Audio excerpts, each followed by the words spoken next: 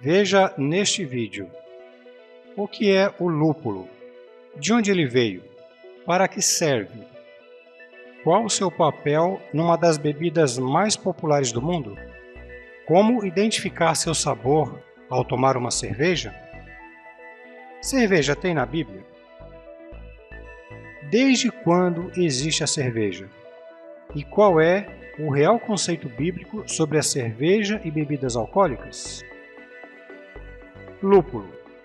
O nome científico dessa trepadeira, Humulus lupus, da família das Canebáceas, nativa de regiões temperadas do hemisfério norte, de folhas inteiras ou divididas em lobos. Flores dioicas, ou seja, flores que apresentam órgãos reprodutores masculino ou feminino de formas separadas. As masculinas em panículas frouxas e as femininas em espigas curtas e frutos aquênicos. Engatadeira, pé de galo, vinha do norte. O que é o lúpulo e para que ele realmente serve na cerveja? O que é o lúpulo? Lúpulo é o nome popular da planta Humulus lupus. Ela é uma planta trepadeira que se desenvolve com facilidade em regiões de climas mais frios, como a Europa e a América do Norte. A planta fêmea é a utilizada na produção de cervejas em todo o mundo.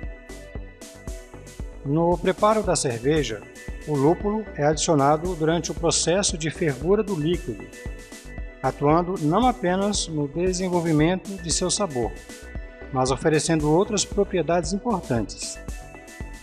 Então, qual é o papel do lúpulo na cerveja? O lúpulo é o segredo da cerveja para garantir o sucesso dessa bebida. Abaixo listamos suas principais propriedades. Amargor. Sabe aquele sabor amargo característico de qualquer cerveja? O responsável por ele é o lúpulo. Essa planta libera um composto chamado alfa-ácido, que dissolve no conteúdo da cerveja e contribui para seu amargor.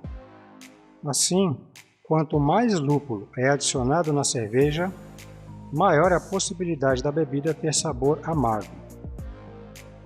Aroma e sabor característico. O lúpulo garante um aroma e sabor bastante característico para a cerveja.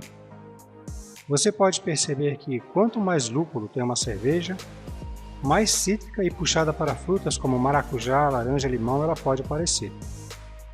Seu aroma também é influenciado por esse toque cítrico e frutado. Efeito bactericida.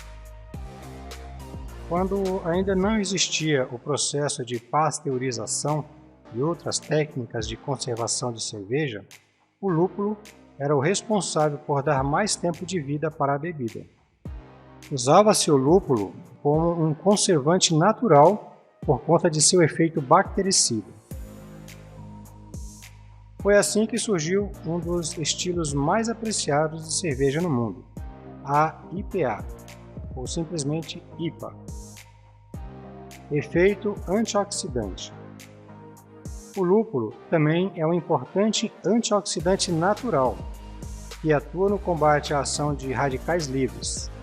Por isso, essa planta também é foco de estudos científicos que tratam de seus benefícios com relação à saúde humana. Vale lembrar, entretanto, que o consumo excessivo de bebida alcoólica também é um dos responsáveis pelo aumento da produção de radicais livres que afetam a nossa saúde. Por isso, a moderação e o equilíbrio na ingestão de cervejas são essenciais para garantir o efeito benéfico do lúpulo. Formação de espuma. Você sabia que o lúpulo também é um dos responsáveis pela formação de uma espuma estável e volumosa para a cerveja? Isso acontece porque alguns dos compostos dessa planta apresentam propriedades específicas para garantir a estabilidade dessa estrutura. Vale lembrar que o principal produtor do lúpulo do mundo é a Alemanha. Cerveja e a Bíblia.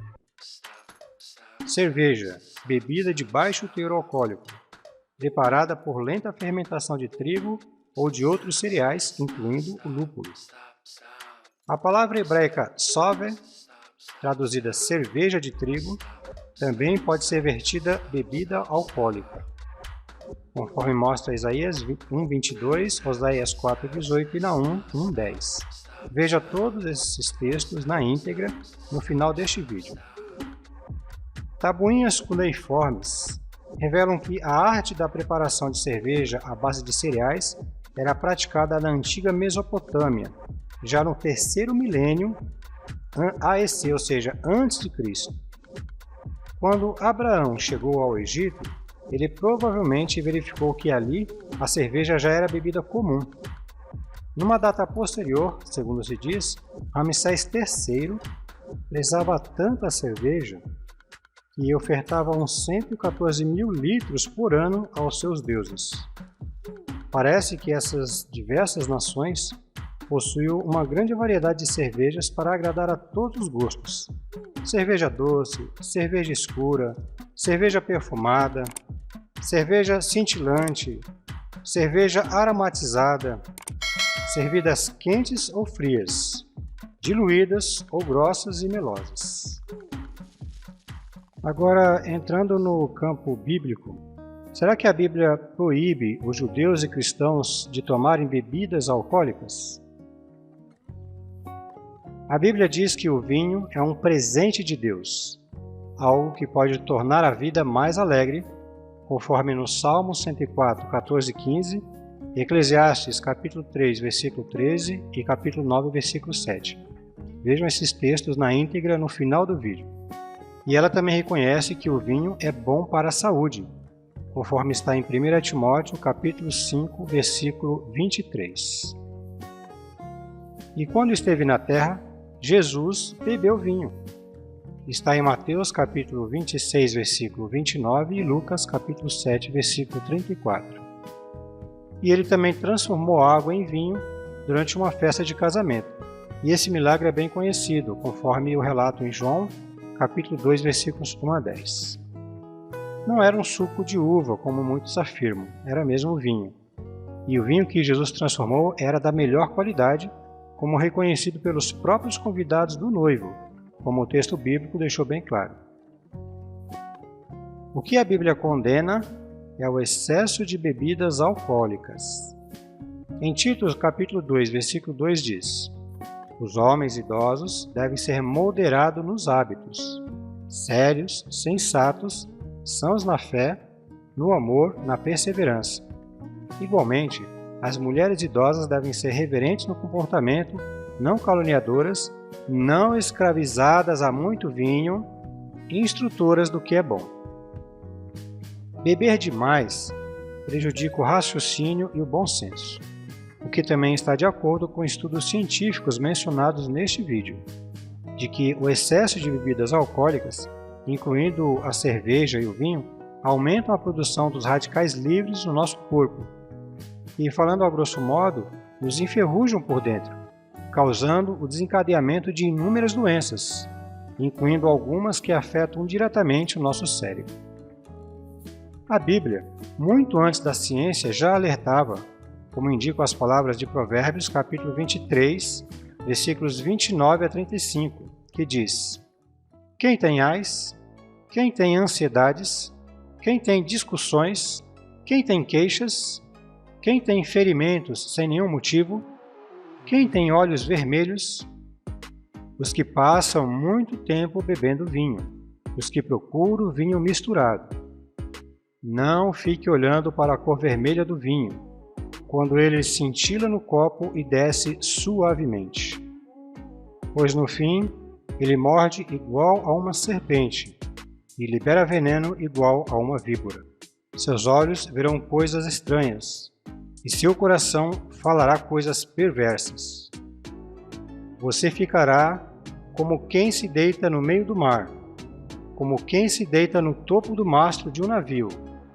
Você dirá: bateram em mim, mas eu não senti nada. Deram uma surra em mim, mas não percebi. Quando é que acordarei? Preciso de mais bebida.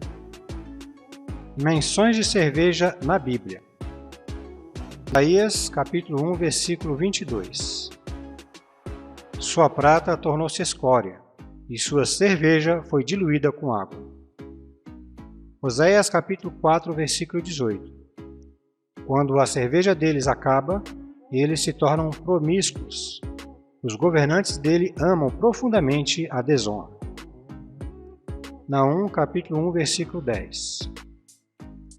Eles são como espinhos entrelaçados, e como os que se embriagam com cerveja, mas serão consumidos como palha seca.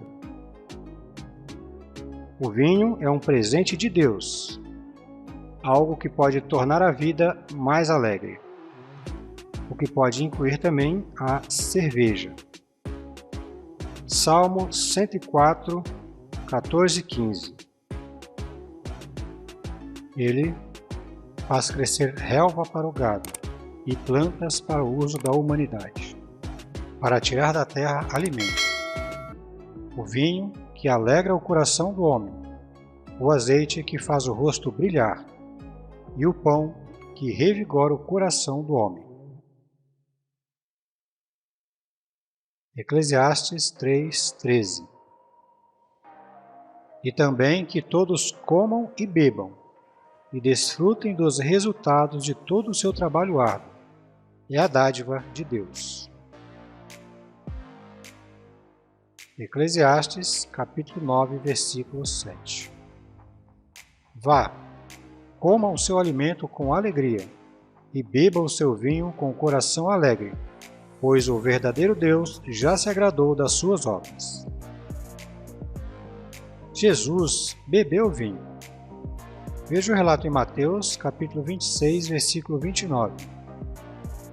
Eu lhes digo, porém, eu, de modo algum, beberei novamente deste produto da videira, até aquele dia em que beberei vinho novo com vocês no reino do meu Pai.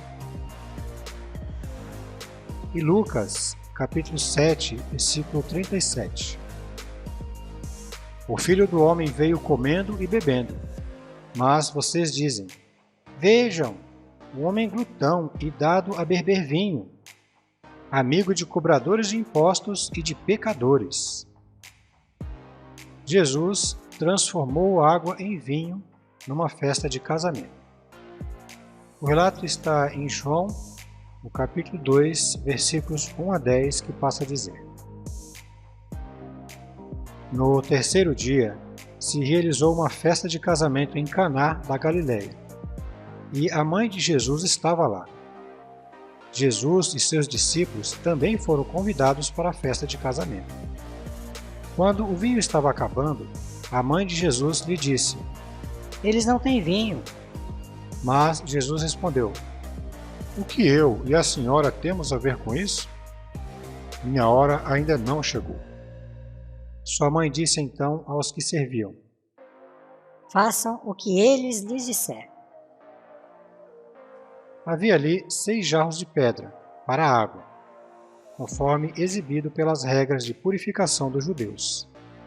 A capacidade de cada jarro era de 2 ou 3 medidas de líquidos.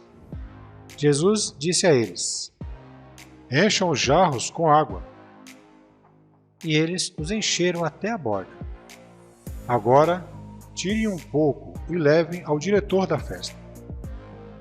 E eles fizeram isso.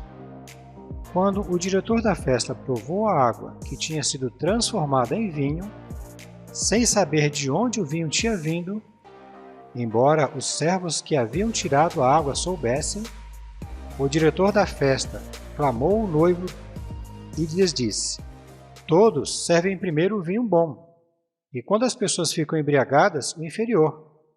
Você guardou o vinho bom até agora.